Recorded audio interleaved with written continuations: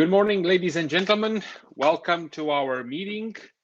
We have to start. It's past 7 here where I am. Before we resume our work, I want to inform you that the electronic voting on amendments starts now and will be open until 2 p.m. Brussels time. You can find the links to the vote on the members portal in the document voting link for amendments. For details, please refer to the practical guide to remote voting for the core, also available on the members portal. Now, we start our meeting today with a very interesting and important debate, a debate on the European Citizens Initiative. We are glad to be joined by the Vice President of the European Parliament in charge of European democracy, Pedro Silva Pereira, but also by the President of the European Economic and Social Committee, Christa Schwenk, by our former President, Karl-Heinz Lamberts. Will talk to us about the initiative on Minority Safe Pack, and also by Beniamino Brunati. We'll talk about the initiative on Voters Without Borders. The European Citizens Initiative can represent a remarkable tool to improve democracy in the EU, where the European Parliament cannot initiate legislation. While almost 80 citizens' initiatives have been registered since 2012, only a handful of them reach the threshold of 1 million signatures to be seriously considered. Even fewer have had an impact on EU legislation. We must always stand by democracy, better legislation, and the principle of active subsidiarity.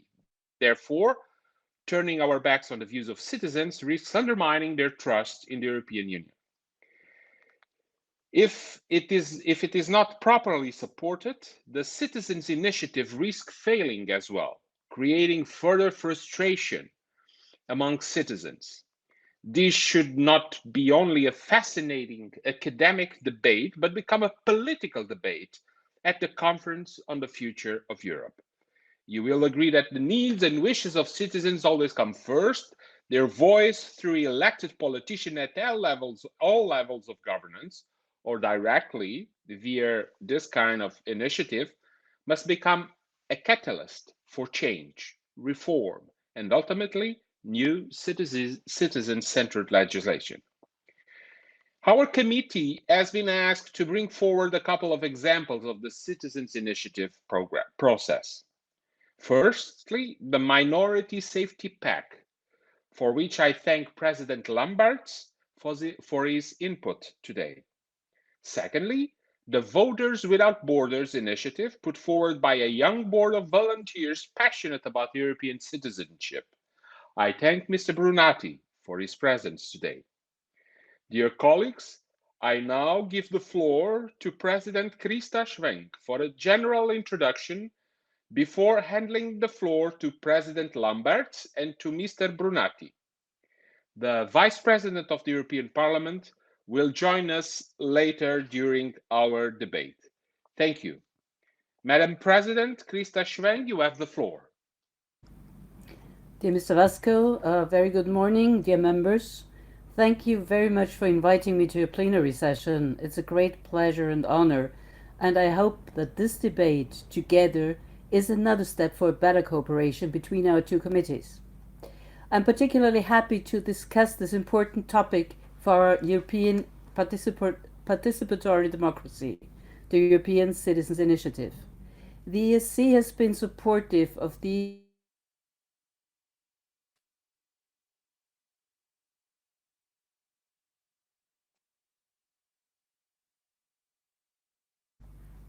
I think my connection broke for a second. The European Citizens Initiative has great potential to give European Union citizens more influence, to set the agenda at the European level, and to make their voice heard on the topics they consider important. This is particularly necessary in times of crisis and efforts for recovery. If well used, The ECI is an instrument and a tool to restore trust between citizens and institutions. The instrument has another advantages. It also encourages citizens to do campaigns and networking and to have contacts with civil society organizations that act as multipliers to reach the million signatures. The ECI contributes to creating links between organizations in different countries and develops, in this way, a EU public space that we need for citizens to feel closer to the European Union. 9 years after its start, the ECI has not yet reached its full potential. The new rules of 2020 facilitate the use of the tool by citizens and should give them more chances to succeed. I salute the fact that some organizers have taken the challenge of launching an initiative in these difficult COVID times, as is the case for Voters Without Borders. So far, 6 initiatives have managed to collect the required number of signatures. Out of those 6, 5 have been invited by the ESC to speak during one of our plenary sessions. We are happy to see that the European Parliament had a debate at the plenary session on the Minority Safe Pack initiative and that the Committee of the Regions is also organizing such debates. Citizens are willing to participate, but they also expect some concrete results.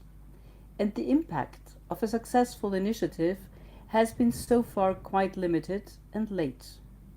For example, it took 9 years until between the initiative of the launch Right to Water and the entry into force of the legislation resulting from it, the Drinking Water Directive. The recent reply given by the Commission on the initiative Minority Safe Pack is also a bit disappointing in our view, not only for the organizers and those who supported them, but also for those who support the ECI instrument and more generally citizens' engagement. Despite the effort of the European Parliament and of several national and regional parliaments, the Commission decided not to propose any legislation and suggested very marginal follow-up actions. One key phase of every participatory process is its impact. It is crucial since it determines its success in the eye of the citizens. The lack of impact increases disenchantment, disengagement, and frustration among citizens. It is important that our committees support this instrument to make it more known, to promote dialogue with the organizers, and encourage EU institutions to take it seriously. As I was mentioning at the beginning, the ESC has always supported the ECI. We have issued several opinions on the ECI, and the new regulation has taken on board many of our suggestions. We have also created in our committee an ad hoc group which will continue to monitor the developments around the tool and make any appropriate suggestions for its improvement. We will also continue our promotion of the instrument locally, notably by events in national economic and social councils and the participation of members in the events on ECI that are organized. Last not least, the committee will organize the 10th ECI Day in June this year, and we are happy to count the Committee of the Regions among our permanent partners. This event remains the main arena for all supporters of the ECI to take stock, discuss best practices, and network. Dear members, times are changing and citizens want to participate in a more direct way in the decision-making process. They must be able to take part, not only because decisions have an impact on their daily lives, but also to better understand the challenge of compromise. The ECI, the lives, but also the ECI is one of the options offered to them, not the only one, and the Conference on the Future of Europe will certainly offer some avenues for discussing ways of engaging with citizens. Thank you for your attention. I'm looking forward to hearing the other speakers and the members of the committee. Thank you so much, Madam President, for your presentation. Now I will give the floor to, pardon me. Now I will give the floor to President Karl-Heinz Lamberts for a presentation on the initiative on minority safe pack. President Lamberts, you have the floor. 5 minutes. Thank you.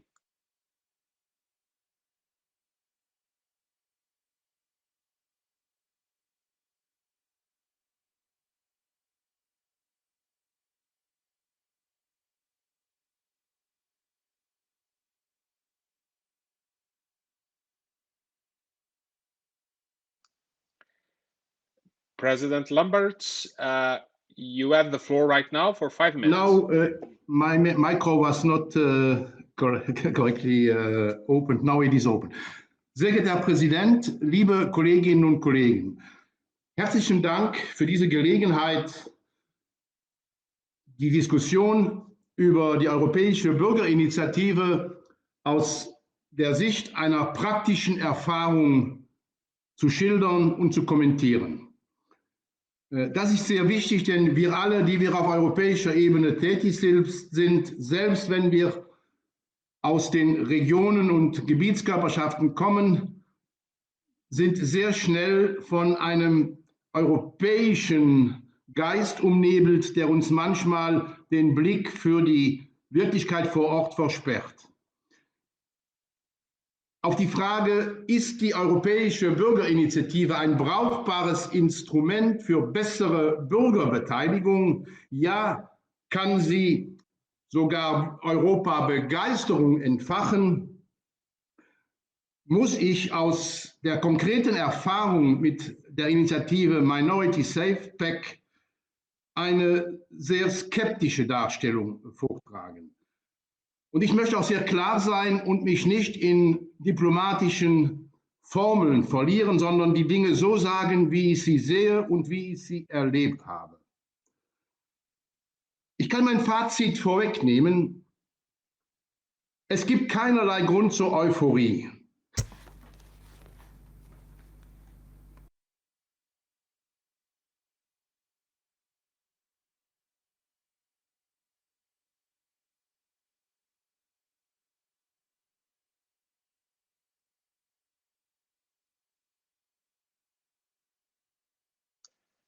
President Lamberts, we lost your connection. Now it works. I hope. Yes, you're back. Yeah, okay. Ja, ich sagte, dass es keinen Grund zur Euphorie gibt, ja eher zur Ernüchterung und selbst die Gefahr, dass jemand, der einmal eine europäische Bürgerinitiative mitgestaltet hat, am Ende nicht mehr europafreundlich, sondern europaskeptisch wird, besteht durchaus. Es gibt einen enormen Verbesserungsbedarf und dazu haben wir jetzt einen guten Anlass im Rahmen der Konferenz über die Zukunft Europas. Und ich glaube, dass dieses Verbessern der Europäischen Bürgerinitiative vorangetrieben werden soll vom Ausschuss der Regionen und vom Europäischen Wirtschafts- und Sozialausschuss, weil wir ja die beiden Einrichtungen in der Europäischen Union sind, die am nächsten bei den Menschen leben, bei den lokalen und regionalen Gebietskörperschaften einerseits, bei der Zivilgesellschaft andererseits. Ich werde jetzt in der Kürze der Zeit zwei Dinge machen. Ich werde kurz erklären, worum es bei der Minority Safe Pack Initiative geht, und ich werde dann die Erfahrungen zusammenfassen, die dort gemacht wurden. Für diese Initiative ist der Ausgangspunkt die Tatsache, dass es in der Europäischen Union, gerade auch nach der EU-Erweiterung, sehr viele sprachliche und ethnische Minderheiten gibt. 8% der EU-Bevölkerung gehört einer nationalen Minderheit an und 10% der Bevölkerung spricht eine Minderheiten- oder Regionalsprache. Und diese Menschen leben übrigens sehr oft in Grenzregionen. Das ist auch ganz konkret mein Fall hier im Osten Belgiens, da wo die deutschsprachige Minderheit in Belgien lebt und nun schon seit 50 Jahren ein Autonomiestatut hat. Diese Vielfalt an Sprachen und an autochthonen Volksgruppen ist ein Ausdruck, ein lebendiger Ausdruck europäischer Vielfalt, so wie er ja auch vom Lissabon-Vertrag in den Text hineingenommen worden ist. Auf der Initiative der FUEN wurden 9 Vorschläge ausgearbeitet und der Kommission unterbreitet, nachdem sie durch den Prozess der Europäischen Bürgerinitiative gewandert waren.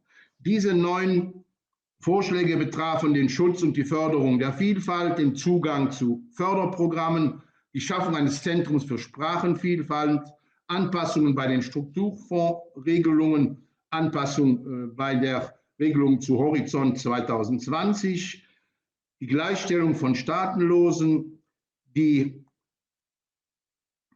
Empfang audiovisueller Inhalte, das Urheberrecht und die Gruppenbefreiung von Fördermaßnahmen. Das ist alles sehr technisch, das werde ich jetzt nicht vertiefen, da ist sehr solide daran gearbeitet worden. Und wir hatten auch in dieser Initiative, die ich gemeinsam mit 6 anderen Politikern aus Europa seinerzeit eingereicht hatten, bewusst darauf verzichtet, irgendwelche Fragen der institutionellen Gestaltung von Autonomien anzusprechen. Das ist auch wichtig für Minderheiten, aber das ist keine EU-Zuständigkeit und deshalb haben wir das aus dem Thema ganz herausgelassen. Welche Erfahrungen haben wir nun gemacht? Es war ein unwahrscheinlicher Hindernislauf über eine wirkliche Marathonstrecke. Der erste Antrag wurde 2013 gestellt und wurde damals von der Barroso-Kommission abgelehnt. Dann haben wir 2 langwierige Prozesse vor dem Europäischen Gerichtshof und dem ersten instanzlichen Gericht führen müssen, um letztendlich die Zulassung zu erstreiten, die dann durch ein Urteil des Europäischen Gerichtes am 24. September 2019 geschah. Dann haben wir uns mit der Juncker-Kommission auf die Fragestellung geeinigt, die 9 Fragen umfasste, von denen ich gerade gesprochen habe. Dann wurden Unterschriften eingesammelt. Wir haben 1,2 Millionen Unterschriften in 11 Mitgliedstaaten gesammelt. Auch das ist eine Hürde, die meines Erachtens gewaltig ist. Dann gab es am 15. Oktober 2020 eine Anhörung im Europäischen Parlament, die sehr erfolgsversprechend, sehr konstruktiv und sehr inhaltsreich war und der Initiative große Unterstützung aussprach. Das Parlament hat sogar am 17. Dezember eine Resolution zu diesem Thema verabschiedet. Ja, und dann kam ja die große Ernüchterung, die Mitteilung der Kommission am 14. Januar 2021. Das war wirklich ein Erlebnis. Diese Stellungnahme der Kommission ist sehr gründlich, 24 eng beschriebene Seiten mit einem nicht enden wollenden Fluss an Bemerkungen zu dem, was alles schon gemacht wird. Und jeder Vorschlag wird dann am Ende mit folgendem Satz beschieden: In Anbetracht der vorstehenden Ausführungen hält die Kommission die derzeitigen Vorschriften für ausreichend und sieht keinerlei Bedarf für weitere Maßnahmen. Das ist natürlich ein K.O.-Schlag. Mit anderen Worten, laut Kommission ist das, wofür 1.200.000 Bürgerinnen und Bürger sich eingesetzt haben, schon alles perfekt geregelt. Die bestehenden Maßnahmen genügen. Es gibt keinen Handlungsbedarf. Heute hier ist weder der Platz noch die Zeit, um da im Einzelnen drauf einzugehen. Nur ein Beispiel. Der Vorschlag, der sehr interessante und wichtige Vorschlag in der EU, ein Zentrum für Sprachenvielfalt einzurichten, wird mit dem Hinweis darauf abgelehnt, dass es ja beim Europarat in Straßburg schon ein Zentrum für Fremdsprachen gibt. So schlimmer kann man es eigentlich nicht machen. Ich komme zu meinen Schlussfolgerungen. Dieses Initiieren und Begleiten der europäischen Bürgerinitiative Minority Safe Pack war auch für mich ein sehr beeindruckendes Erlebnis, obschon ich jetzt schon viele Jahrzehnte lang in der Europapolitik tätig bin. Das ist Bürgerbeteiligung zum Abgewöhnen.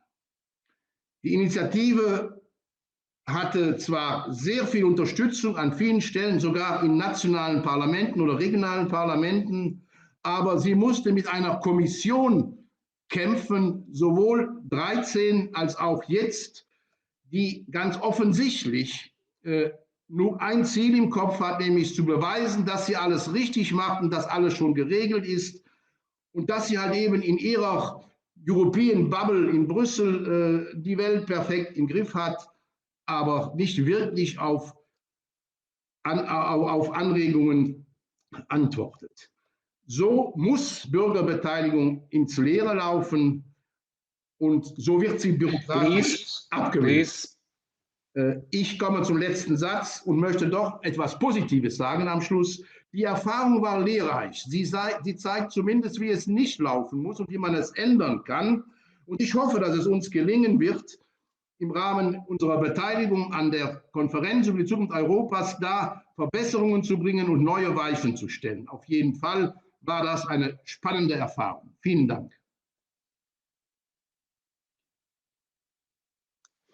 Thank you, President Lamberts. Now I'll give the floor to Beniamino Brunati for a presentation on the initiative on Voters Without Borders. You have 5 minutes, sir. Thank you. Thank you, Mr. Vice President. Freedom of movement is among Europe's biggest achievements because not only has it allowed millions of people to find better opportunities in neighboring countries, it has literally contributed to the creation of a real union of the people by bringing together Europeans through flagship programs such as Erasmus+.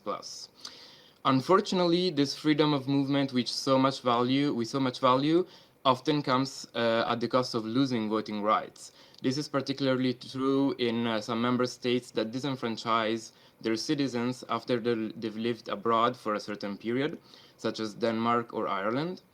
And even when voting rights for expats are preserved, mobile citizens might be required to travel long distances to vote in a consulate, or more generally, they face bureaucratic barriers that de facto exclude them from voting. It would make sense for mobile citizens to exercise the right to vote where they reside. This is already a reality at the local level. But what about regional, national elections and referendums? The objective of Voters Without Borders is to create a debate at several levels to engage European institutions and national governments to overcome these shortcomings. Our proposals are threefold. We ask for the removal of obstacles when exercising existing rights to vote, so that mobile citizens can choose if they want to vote at any level of governance in their country of residence or in that of their origin. Our third proposal is to set up a specific help desk which would inform citizens about their rights to vote and stand in elections, and this in all EU 27 languages.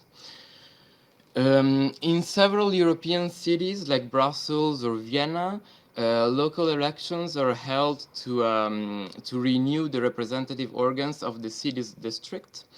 And this still excludes mobile citizens from choosing the representatives in the Metropolitan Council. This seems like a paradox to us because mobile citizens contributing to the life of their urban and regional communities, paying taxes and enjoying public services such as schooling or public transportation should be represented and have a say in any decision involving them. Voters Without Borders therefore calls for the Commission to push for bigger administrative units to be recognized as local authorities, thus extending the right to vote in local elections to polities such as metropolitan areas and region.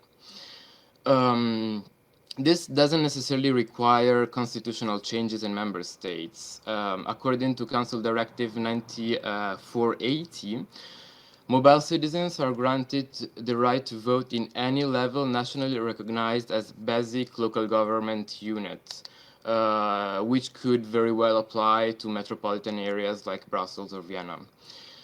Our task force of students and young graduates has launched this ECI in September 2020 and has reached many successes in the Brussels bubble, with the Commission recognizing the issue of disenfranchisement in its 2020 citizenship report and announcing a reform of European electoral law for later this year.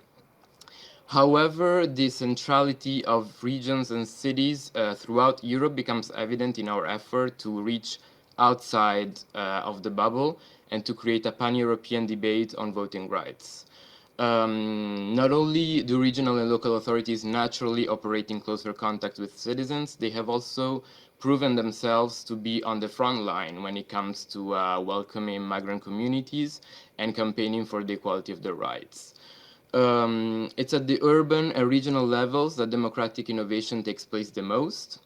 Indeed, important lessons of participatory democracy can be drawn from best practices in Madrid, Brussels, Paris, Milan, just to name a few. The Conference on the Future of Europe itself, in its quest of identity, could find a very relevant model when looking into local participatory experiences. Furthermore, mobile citizens are largely concentrated in European capitals and big cities, and they identify with them. This is why we see regions and cities as the main supporters for our campaign. We have already received support from several authorities, and we value their contribution to our cause extremely. To conclude, exclusion from regional, national elections and referendums has long caused mobile citizens to be seen as others within the very society they contribute to. Even those who are initially eager to vote become apathetic after facing repeated obstacles to exercise what is nothing but their democratic rights. Let's remember that voting is not a privilege. So restrictions to voting based on nationality should be removed, and our residents should be allowed to vote in order to achieve a real inclusive Europe. On behalf of the Voters Without Borders team, I invite you all to sign the ECI, to convince others to sign this ECI, and to help us build momentum as regional and local leaders by teaming up with us in the lead and take the lead in the quest for universal suffrage. Thank you very much. Thank you. Thank you, Mr. Brunati. We'll have a round around political groups. I will start by giving the floor to Mr. Arno Kompatscher from EPP. After him, it will be Christophe Guillaume. Mr. Kompatscher, you have the floor.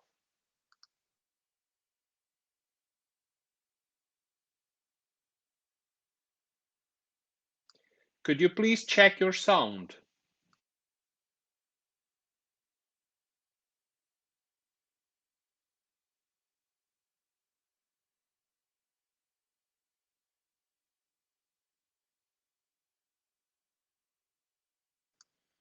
Mr. Kompatscher, are you there?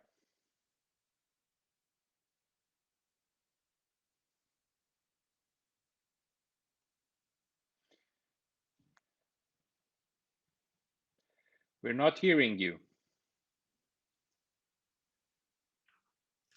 Can you hear me now? Does it Now work? we can hear. Okay. Please go ahead. Thank you, Mr. President. Faccio il mio intervento come membro della delegazione italiana, però essendo appartenente alla minoranza austriaca in Italia, adesso passo nella mia madrelingua, cioè il tedesco. Zunächst einmal darf ich allen, die diese Bürgerinitiative unterstützt haben, herzlich danken. Es ist eine sehr wichtige Initiative.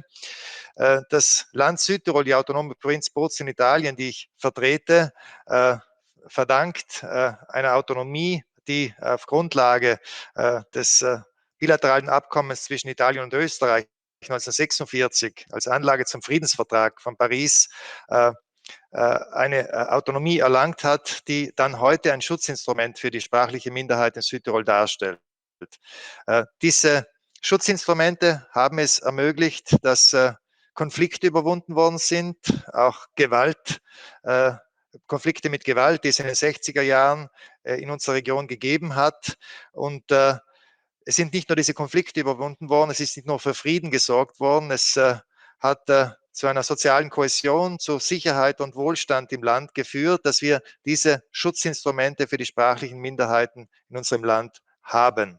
Es hat sich herausgestellt, dass das Zugestehen dieser Schutzinstrumente einen Mehrwert nicht nur für die Bevölkerung in Südtirol dargestellt hat, sondern auch für den Staat, auch für den Mitgliedstaat Italien, auch für diese Funktion, die Südtirol inzwischen hat, als Brücke zwischen dem deutschsprachigen Norden und eben Italien, auch einen Mehrwert im Sinne einer Einheit in der Vielfalt, United in Diversity. Und wir sehen uns inzwischen selbst als kleines Europa in Europa.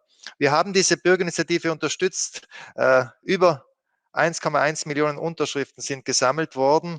Wir haben sie aus Solidarität unterstützt, aber auch in der Überzeugung, dass die Europäische Union diese Thematik als eigene Zuständigkeit anerkennen soll, im Sinne einer Unterstützung von Mindeststandards für die sprachlichen, ethnischen Minderheiten in Europa. Es sind rund 50 Millionen Menschen, die sich in dieser Situation befinden. Dieser Schutz dient der Einheit in Vielfalt, eben der Überwindung von Konflikten, von Benachteiligungen. Und der Schutzkatalog, der aufgezeigt worden ist, fällt aus unserer Sicht eindeutig in die Zuständigkeit der Europäischen Union. Es wird nicht in staatliche Kompetenzen eingegriffen. Es geht vor allem auch um den Zugang zur eigenen Sprache über audiovisuelle Medien, über andere Formen, Fernsehen, Internet. Es geht um die Förderung von Bildung und Kultur. Es geht um Regionalpolitik und Partizipation in diesem Anliegen.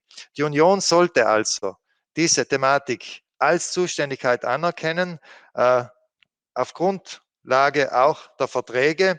Und ein Hinweis dafür ist die Entscheidung des Europäischen Gerichtshofs, die Karl-Heinz Lamberts schon genannt hat.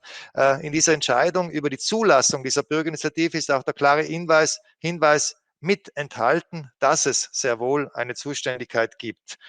Im Sinne auch eines Näherbringens der Bürgerinnen und Bürger an die Union und sollte eine Bürgerinitiative jetzt nicht vom Tisch gewischt werden, das wäre eine Katastrophe, eine Riesenenttäuschung für Bürgerinnen und Bürger in Europa, wenn man solche Initiativen nicht wahrnimmt, insbesondere wenn es darum geht, Minderheiten zu unterstützen, zu stärken, zu schützen, damit tatsächlich das, was Europa ausmacht, nämlich die Vielfalt, auch weiterhin erhalten bleibt. In diesem Sinne die volle Unterstützung und mein Anliegen, der Ausschuss der Regionen möge diese Initiative mit aller Kraft unterstützen und eben auf die Organe der Union, auf die Kommission und das Parlament in diesem Sinne einwirken, dass es auch dann einen Mindeststandardkatalog für Minderheitenschutz in Europa geben möge. Thank you, Mr. Compatriot. Now, Christophe Rion, 4 minutes. After him, Vincent Chouvet, 3 minutes. Mr. Rion, you have the floor.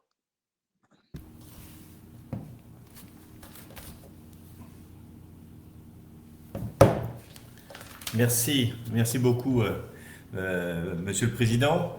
Madame la Présidente du Conseil économique et social européen, Christa Schwenk, Monsieur le Vice-président du Parlement européen, Pedro Silva Pereira, chers collègues, l'initiative citoyenne européenne fêtera l'année prochaine ses 20 ans, puisqu'il avait été porté sur les fonds baptismaux par la Convention européenne sur la réforme constitutionnelle de 2002-2003. Cette petite révolution a été un des grands espoirs suscités alors par la Convention.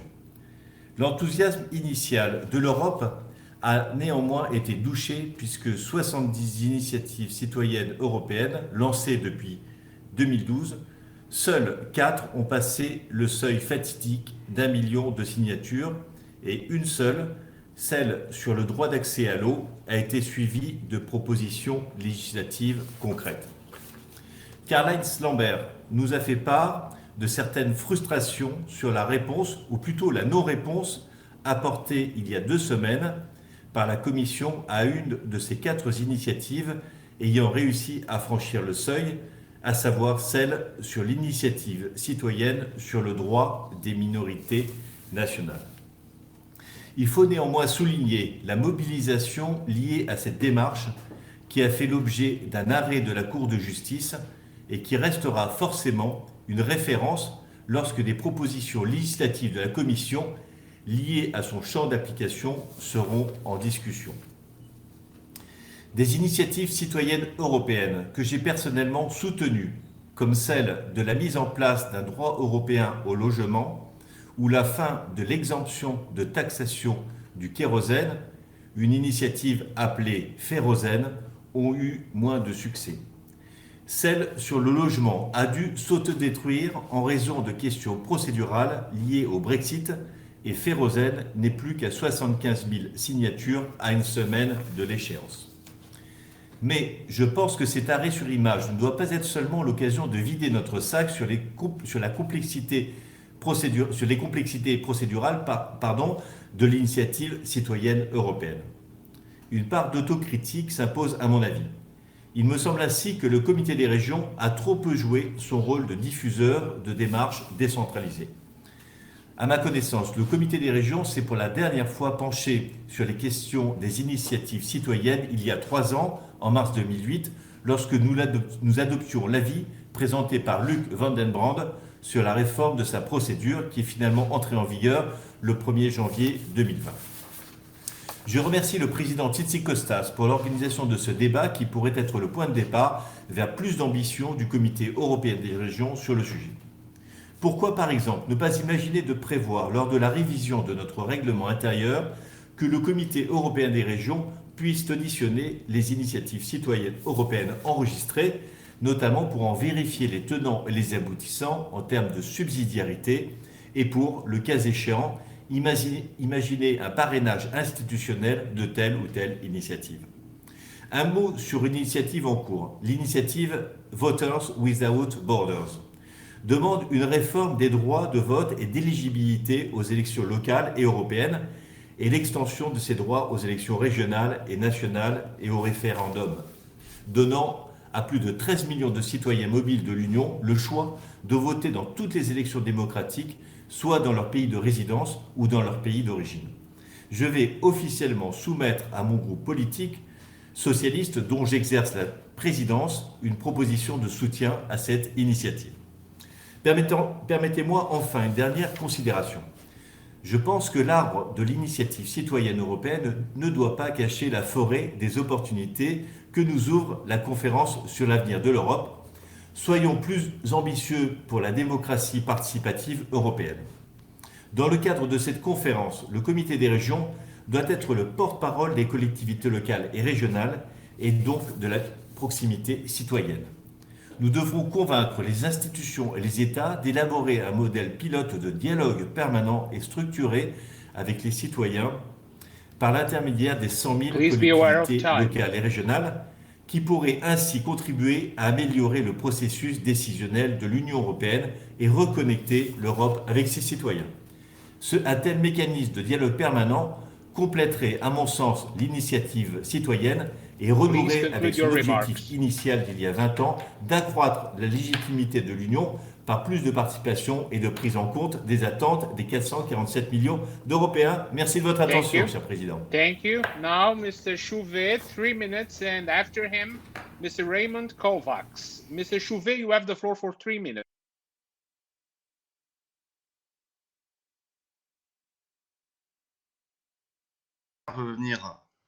Bonjour à tous et merci de me donner la parole. Je suis très heureux d'intervenir en tant que membre du groupe Renew au Comité des régions, mais aussi en tant qu'initiateur de l'initiative citoyenne européenne, puisque j'ai déposé le jour de l'entrée en vigueur de l'initiative citoyenne européenne en 2012 avec un groupe d'étudiants, j'étais étudiant à l'époque, une initiative, le Single Communication Tariff Act, qui visait donc à supprimer les frais d'itinérance dans l'Union européenne. Et c'était la première initiative enregistrée sous le numéro 0002 et qui a eu finalement un succès dans le sens où le Parlement a accéléré ses travaux et finalement la plupart des frais d'itinérance téléphonique aujourd'hui dans l'Union européenne ne sont plus qu'un souvenir ancien. Mais je partage ce qui a été dit par le président Lamberts et par le président Rouillon sur les complexités. Le président Lamberts a parlé d'un marathon.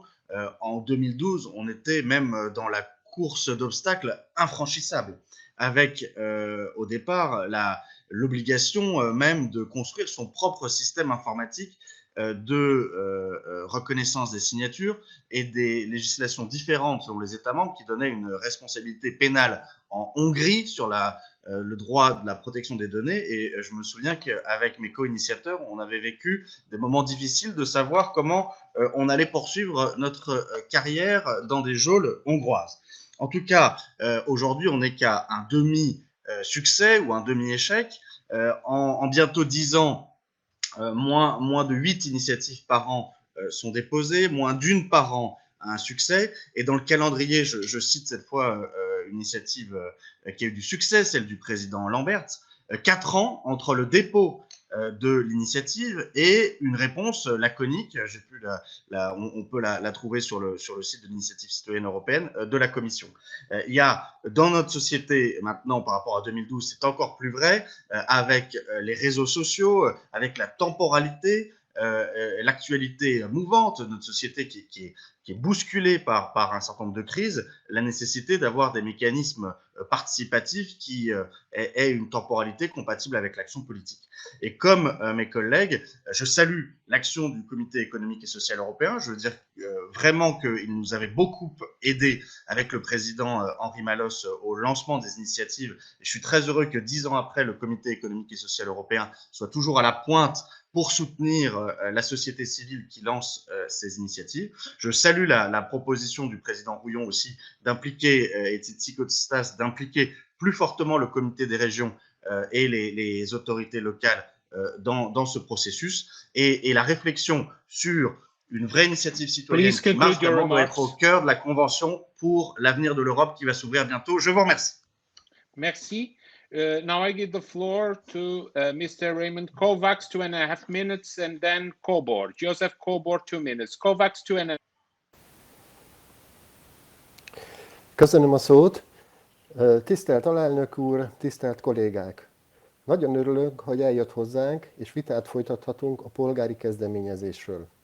Mint ön is tudja, a Régiók Bizottsága azon dolgozik, hogy az EU-t közelebb hozza az uniós polgárokhoz.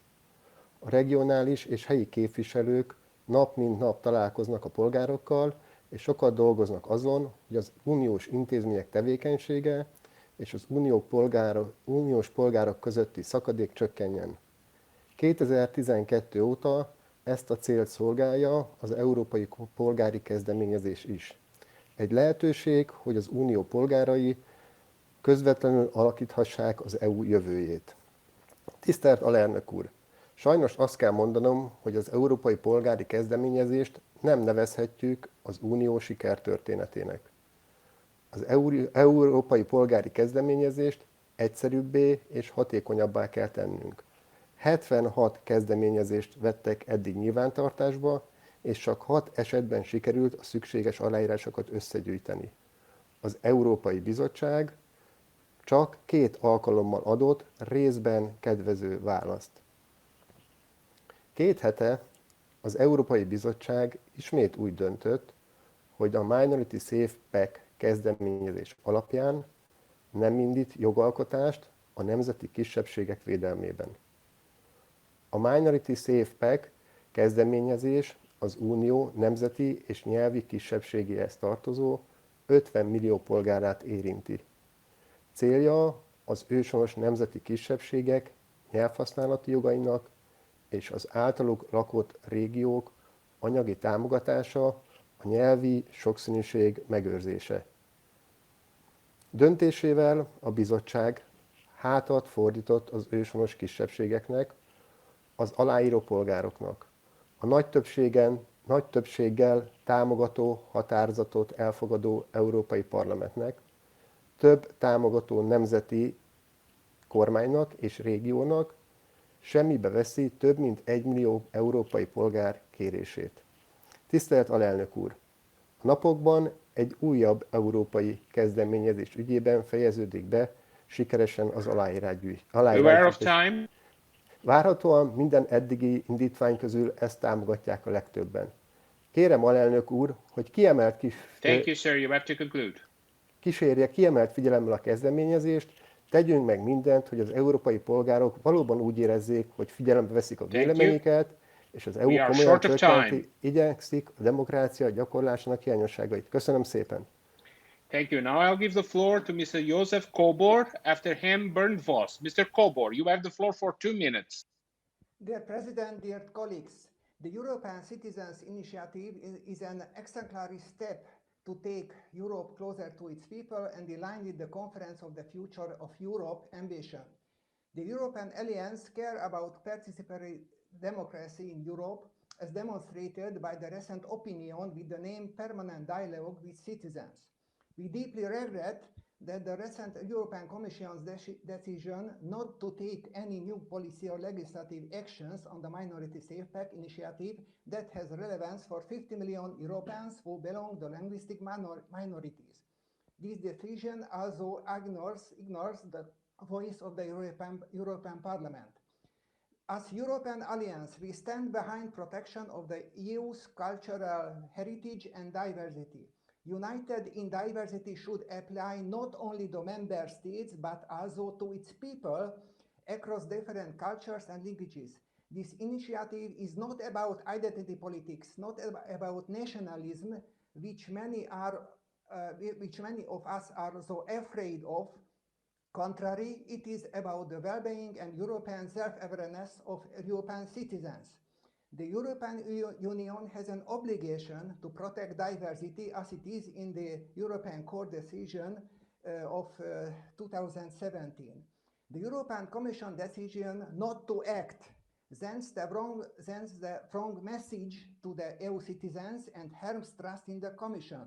It puts into question the future of the new ECI initiatives, for instance, the cohesion policy for the equality of the regions and sustainability of the regional cultures, which just now met the requirements. Please take care on this initiative. How can the European Parliament, the ESC, and the Court please be aware of time accountable to the European citizens? Thank you. Thank you. Now I give the floor to Bernd Voss, 2 minutes.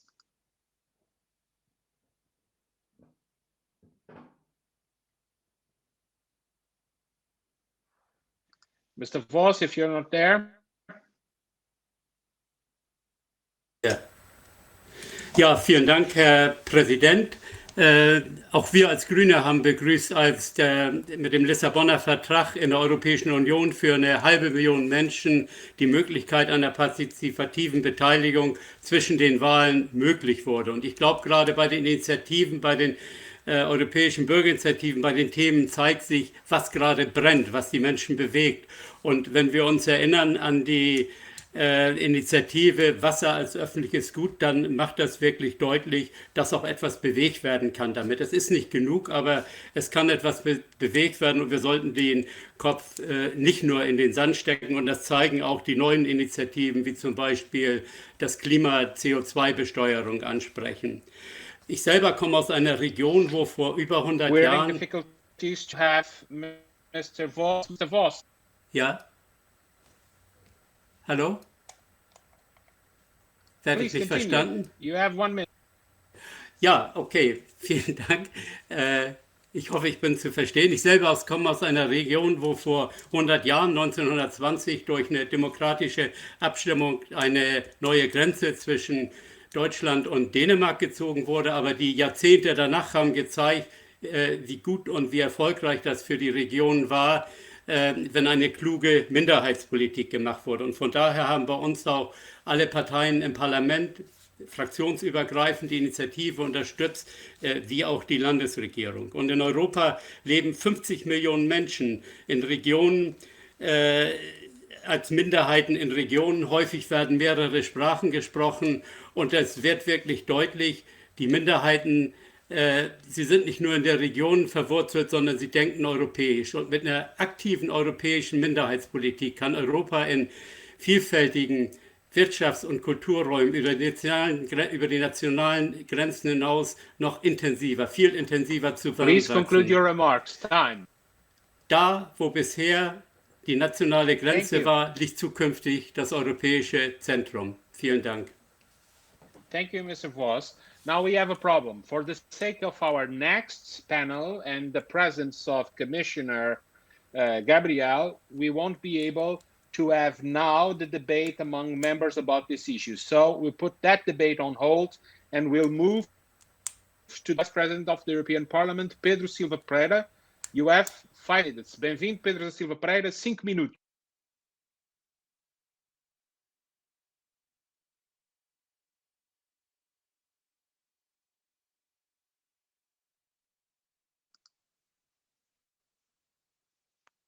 Pedro da Silva Pereira não está?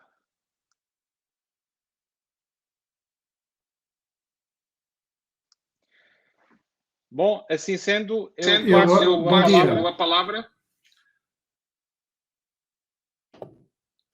Bom dia, Pedro. Bom dia, eu 5 minutos.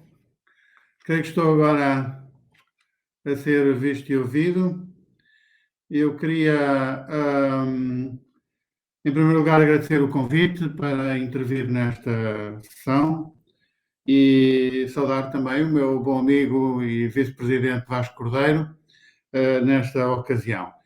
Tive a oportunidade de ver o programa destes dias de trabalho e ele é uma prova da vitalidade do Comitê das Regiões e da sua capacidade de envolver os atores regionais e locais.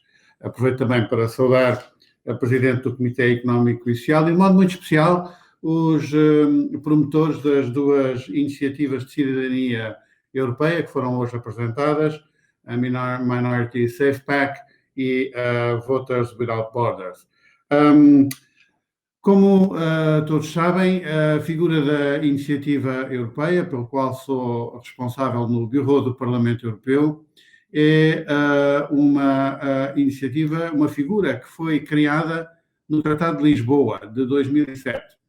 E é caso para dizer que eu posso falar disso porque estava lá. É um raro caso em que isso acontece. De facto, foi na presidência portuguesa, eu estava no governo nessa altura, estive no Conselho Europeu que fechou as negociações para o Tratado de Lisboa, e nessa altura a ideia da Iniciativa de Cidadania Europeia era concebida como uma forma de promover uma participação dos cidadãos, verdadeiramente talvez um dos primeiros instrumentos de uma democracia participativa transnacional.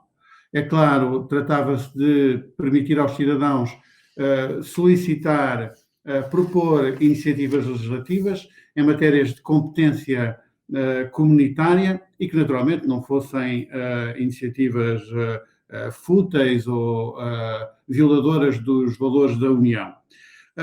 Como se sabe,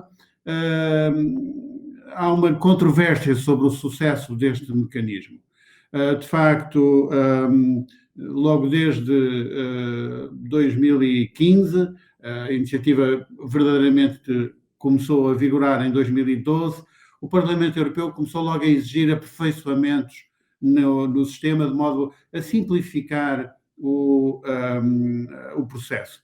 E a verdade é que, ao longo destes anos, houve 76 iniciativas registadas e apenas 6 conseguiram vencer os obstáculos e reunir 1 milhão de assinaturas necessárias para serem consideradas.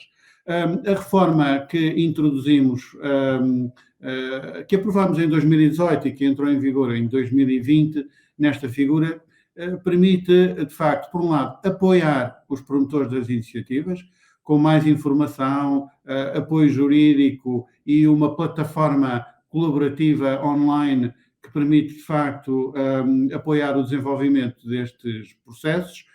Em segundo lugar, simplificar o procedimento de recolha de assinaturas e, em terceiro lugar, também dar mais visibilidade a estes processos. Agora o Parlamento Europeu realiza um hearing das iniciativas, um debate em plenário e pode mesmo aprovar uma resolução. É cedo para fazer o balanço destas mudanças no regime da iniciativa europeia, mas elas vão todas no sentido de valorizar este instrumento de participação dos cidadãos. É claro que nós não podemos avaliar a iniciativa de cidadania europeia apenas pela quantidade de iniciativas. De facto, devíamos avaliá-las pelo impacto que elas tiveram nos procedimentos legislativos europeus.